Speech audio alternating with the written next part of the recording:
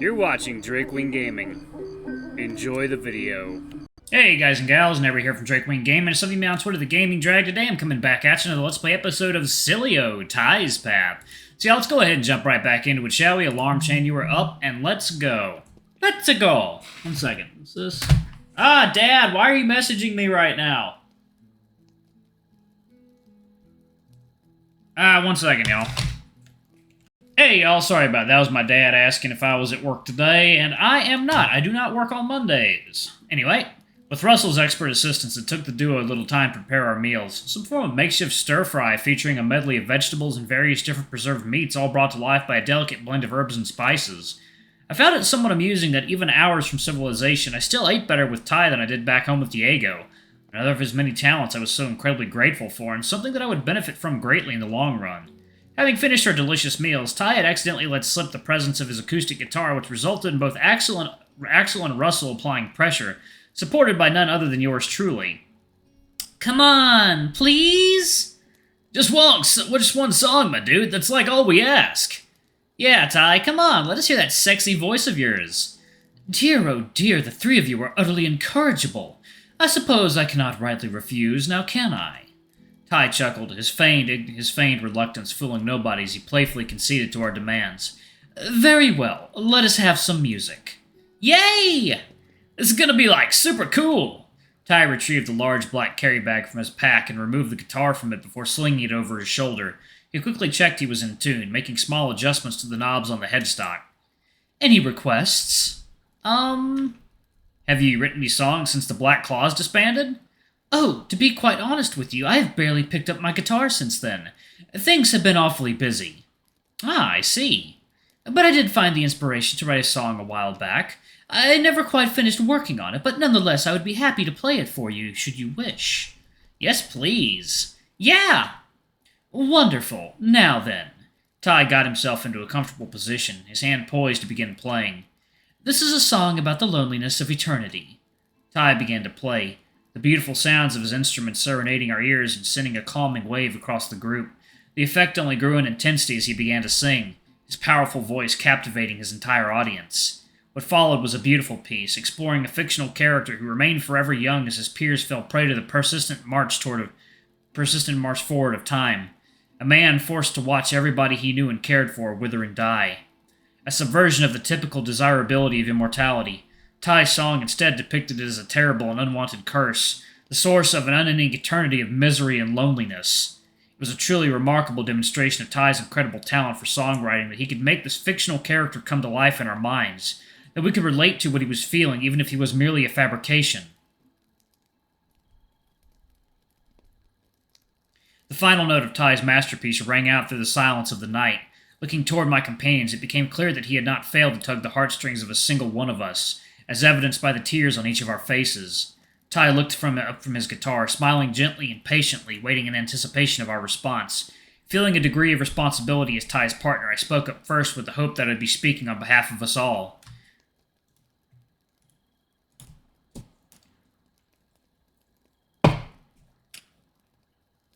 That was so beautiful!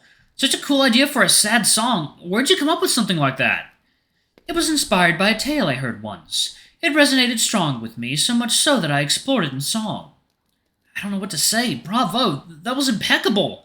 And I'm sure these guys feel exactly the same way. Thank you, Hunter, and I apologize if the subject was a touch too heavy. Too heavy, Axel. So sad, poor guy! It's okay, Ax. It's just a story. Nobody lives forever. I know, but... Oh dear, it would seem wise if that were the only song I played. I should have chosen something a tad lighter. Thanks for playing, dude. You're totally amazing. I'm so stoked we got to see it. Yeah, thanks, Ty. That was beyond incredible. It was my pleasure, gentlemen. A good half hour had passed since Ty's performance, with the vast majority of that time spent trying to distract Axel and cheer him back up. Ty had prepared each of us a piping hot glass of delicious cocoa, and Russell had worked tirelessly to keep the conversation flowing. In general, our efforts had borne fruit, though our more recent shift into telling scary stories by the fireside perhaps wouldn't go down as the finest idea we'd ever had. Ty had told a few of the stories he'd accumulated over the years. He then asked if anyone else knew any. Nobody spoke up, so in a skillful demonstration of thinking on my feet, I recalled the nightmare I'd had several nights prior.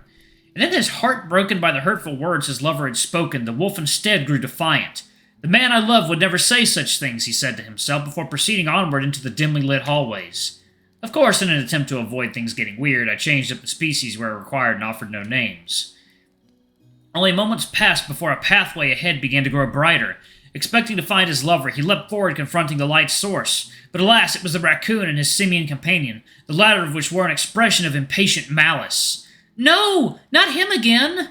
Looking towards the group, Ty was smiling gently, his head resting gently in his hand.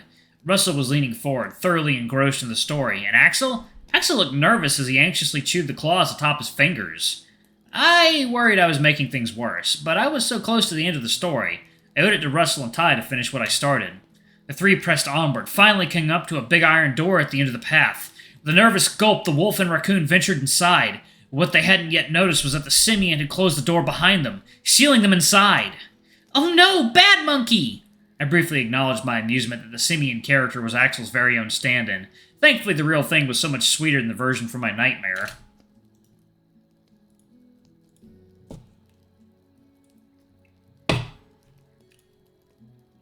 The raccoon and wolf explored the room, which turned out to be none other than an ancient torture chamber, and worse still, the wolf turned, seeing something that made his blood run cold. There, his lover, the lion, stood bound against the cobblestone wall, his teeth bared in anger. "Oh no!" I feared for Axel's claws as his chewing accelerated. I had to finish fast, lest he work his way down and begin on his fingers. The raccoon rushed to the lion's aid when crunch!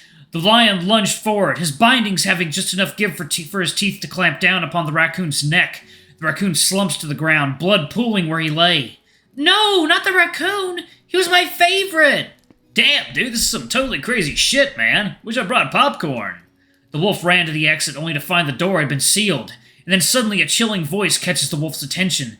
He spins in place and bears witness to a jet-black raven with blood-red eyes. The raven mocked the wolf as the lion began to growl, his temper on the rise. The wolf came to terms with his fate. If the raven wanted him dead, there was nothing he could do to stop him. There was no escape. Accepting the inevitability of his demise, the raven speaks once more. His time is up. Suddenly the lion tears free of his binding. Stomp, stomp, stomp! He closes in on the wolf, unleashing a deafening roar. And then... everything fades to black. The end. The wolf dies? What about the lion? What happened to him? Does that stupid monkey get what's coming to him? Scary stories don't usually have happy endings, Axe. But that's not fair. Grrr. That monkey needs a good spanking. Wait, what? Huh. Oh my. Yeah, dude, totally didn't think that means what you think it does, Axe. What? What else could it mean?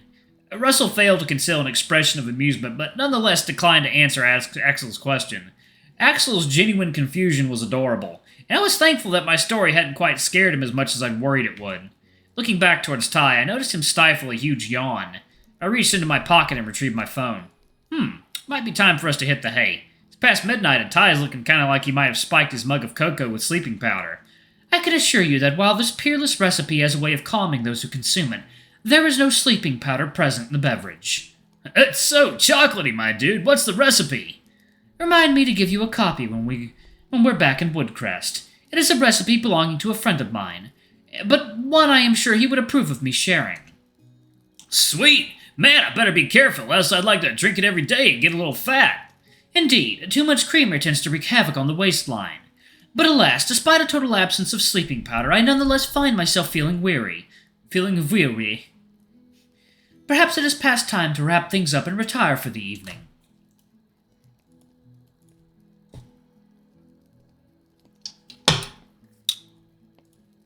But wait, what about the monkey? Jeez, thanks, Hunter, dude. You got Axe there totally hyped up, and now all he can think about is spanking the monkey.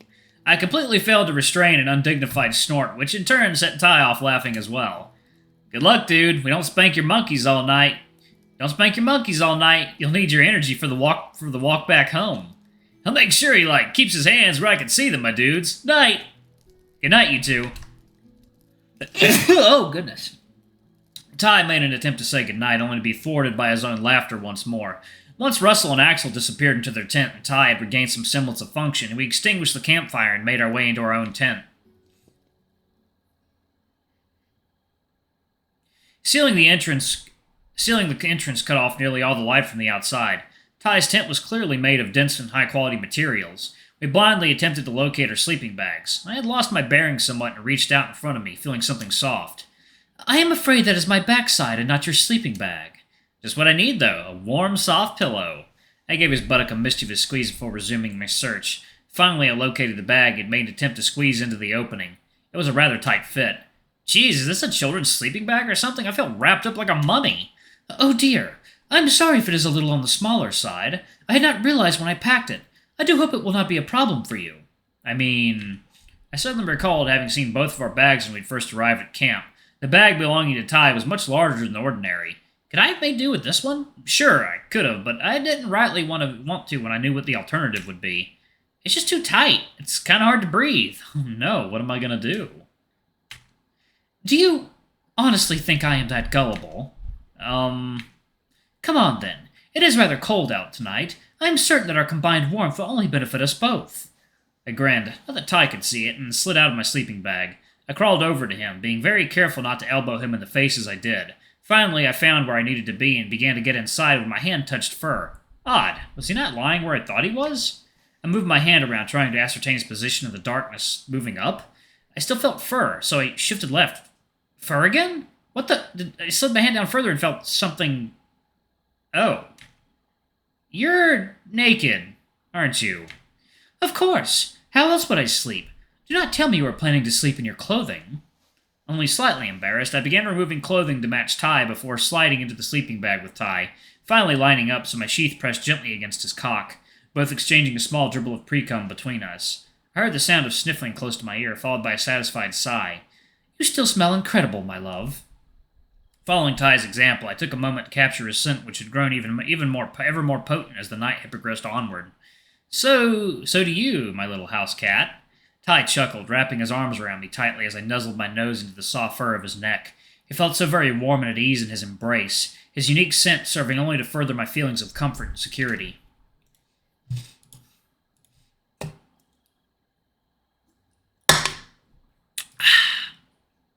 I smiled. If there was such a thing as heaven, I had found it in Ty's arms.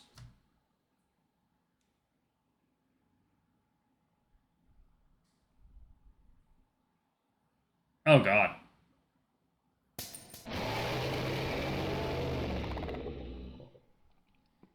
He was free. Frozen still in abject terror, I could deliberately watch as he closed the distance between us with big lumbering steps.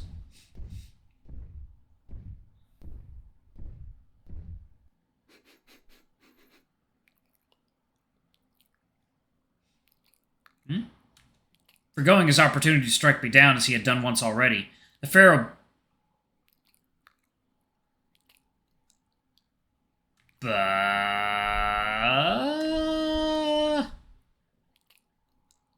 Yeah, I can't read that. YouTube will have a damn field day. Yeah, I can't read this. Okay.